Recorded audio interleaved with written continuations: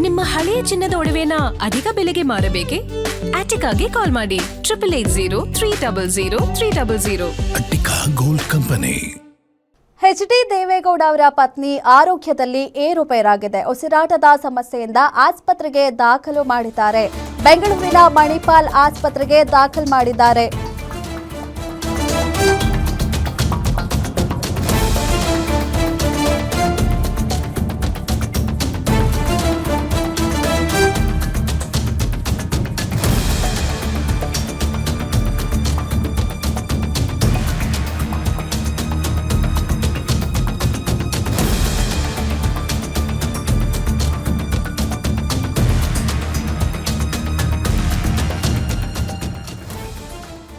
H D. Deve Gowda ಅವರ ಪತ್ನಿ ಆರೋಗ್ಯದಲ್ಲಿ ಏರುಪೇರಾಗಿದೆ. ಉಸಿರಾಟದ ಸಮಸ್ಯೆಯಿಂದ ಆಸ್ಪತ್ರೆಗೆ ದಾಖಲು ಮಾಡಿದ್ದಾರೆ. ಅವರನ್ನ ಬೆಂಗಳೂರಿನ ಮಣಿಪಾಲ್ ಆಸ್ಪತ್ರೆಗೆ ದಾಖಲು ಮಾಡಿದ್ದಾರೆ.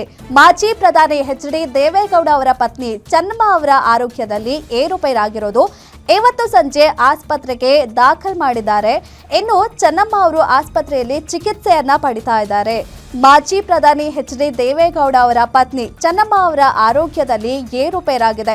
ಇವತ್ತು ಸಂಜೆ ಸ್ವಲ್ಪ ಉಸಿರಾಟದ ಸಮಸ್ಯೆ ಕಾಣಿಸಿಕೊಂಡಿದೆ. ಹಾಗಾಗಿ ಅವರನ್ನ ಬೆಂಗಳೂರಿನ ಮಣಿಪಾಲ್ ಆಸ್ಪತ್ರೆಗೆ ದಾಖಲು ಮಾಡಿದ್ದಾರೆ.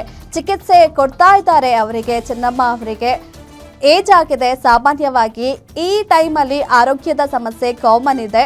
ಉಸಿರಾಟದ ಸಮಸ್ಯೆಯಿಂದ ಅವರಿಗೆ ಆಸ್ಪತ್ರೆಗೆ ದಾಖಲು ಮಾಡಿದ್ದಾರೆ.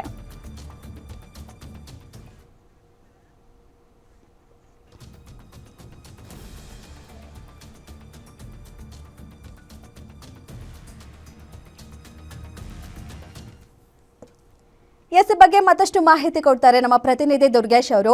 ಎಸ್ ದುರ್ಗೇಶ್, ಏನಾಗಿದೆ ಅವರಿಗೆ? ಚೆನ್ನಮ್ಮ ಅವರಿಗೆ ಆಸ್ಪತ್ರೆಗೆ ದಾಖಲು ಮಾಡಿದ್ದಾರೆ. ಹೇಗಿದೆ ಈಗ ಅವ್ರ ಪರಿಸ್ಥಿತಿ? ಏನಿದೆ ಅಪ್ಡೇಟ್ಸ್? Yes Dhanushree, H D.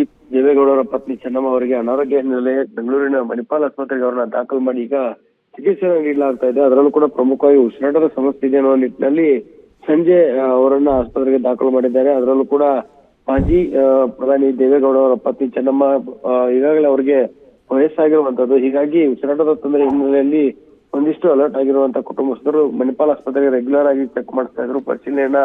ಆರೋಗ್ಯವನ್ನ ಪರಿಶೀಲನೆ ಮಾಡಿಸುವಂತ ಕೆಲಸವನ್ನ ಮಾಡ್ತಾ ಇದ್ರು.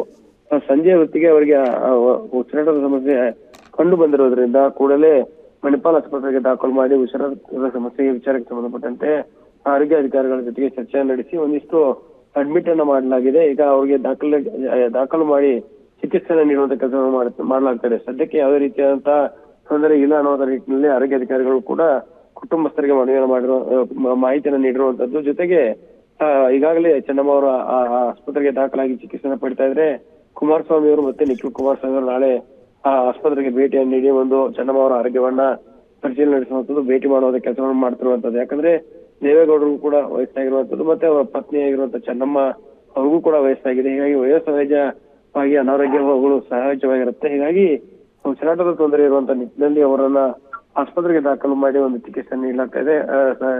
ದೇವೇಗೌಡರ ಕುಟುಂಬ ಮಣಿಪಾಲ್ ಆಸ್ಪತ್ರೆಗೆ ಯಾವತ್ತೂ ಕೂಡ ಚಿಕಿತ್ಸೆಗಾಗಿ ಹೋಗುತ್ತೆ. ಅದರಲ್ಲೂ ಕೂಡ ದೇವೇಗೌಡ ಆಗಿರ್ಬೋದು, ಎಚ್.ಡಿ. ರೇವಣ್ಣ ಆಗಿರ್ಬೋದು, ಈಗ ಚೆನ್ನಮ್ಮ ಅವರು ಕೂಡ ಯಾವಾಗ್ಲೂ ಅನಾರೋಗ್ಯ ಆದ ಸಂದರ್ಭದಲ್ಲಿ ಬೆಂಗಳೂರಿನ ಮಣಿಪಾಲ್ ಆಸ್ಪತ್ರೆಗೆ ಅವರನ್ನ ರೆಫರ್ ಮಾಡಲಾಗುತ್ತೆ. ಹೀಗಾಗಿ ಅವರಿಗೆ ಕುಟುಂಬಕ್ಕೆ ಇರುವಂತಹ ಆರೋಗ್ಯ ಅಧಿಕಾರಿಗಳು, ವೈದ್ಯರು ಚಿಕಿತ್ಸೆನ ನೀಡಲಿದ್ದಾರೆ. ಯಾವುದೇ ರೀತಿಯಾದ ತೊಂದರೆ ಇಲ್ಲ ಅಂತ ಮಾಹಿತಿ ಇದೆ.